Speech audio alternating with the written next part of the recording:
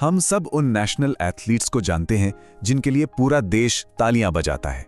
पर कभी ये सोचा है कि जब वो तालियां रुक जाती हैं तब क्या होता है, उनकी जिंदगी कैसी हो जाती है?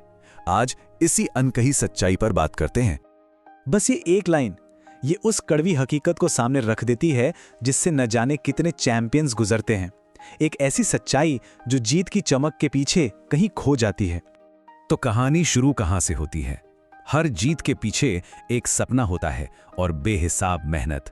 चलिए सबसे पहले उस जुनून को समझते हैं जो एक ऑर्डिनरी इंसान को एक नेशनल चैंपियन बना देता है।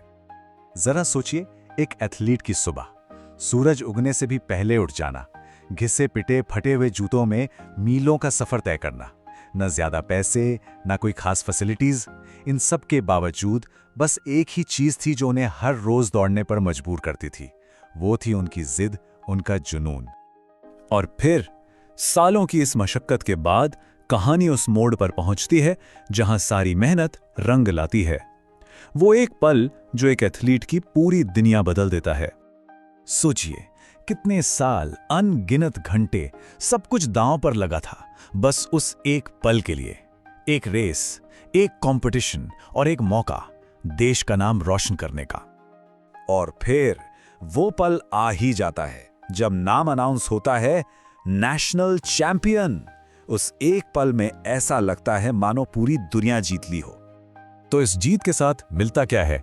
गले में चमकता हुआ एक गोल्ड मेडल, हाथ में सर्टिफिकेट, अखबारों में छपी एक तस्वीर और हजारों लोगों की तालियों की वो गूंज। ये वो इनाम है जो पूरी दुनिया देखती है। परिवार वाले, दोस्त, समाज, हर किसी को यही लगता है कि चलो अब तो इस चैंपियन की लाइफ सेट हो गई, अब इसकी जिंदगी बदल जाएगी। पर क्या सच में ऐसा होता है? जश्न खत्म, तालियों का शोर भी थम जाता है और यहीं से असली कहानी शुरू होती है। क्योंकि जीत तो बस एक पड़ाव थी, मंजिल नहीं। असली स्ट्रगल तो तब शुरू होता है जब अखबारों की सुर्खियां पुरानी हो जाती हैं और सिस्टम पूरी तरह से खामोश हो जाता है। अब देखिए, उम्मीद और हकीकत के बीच का ये फासला। वादे किए गए थे कि सपोर्ट मिलता रहेगा, फ्यूचर सिक्योर होगा, लेकिन हकीकत क्या थी? एक बिल्कुल खामोश सिस्टम, ना कोई सरकारी नौकरी, ना कोई स्टेबल इनकम। हद तो ये थी कि चोट लगने पर इलाज भी अपने ही पैसों से करवाना पड़ा।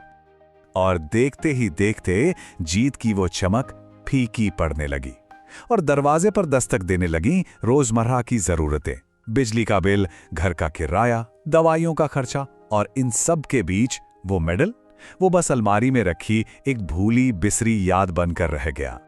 और फिर कहानी एक ऐसे मोड़ पर आ खड़ी होती है जिसकी शायद किसी ने कल्पना भी नहीं की होगी।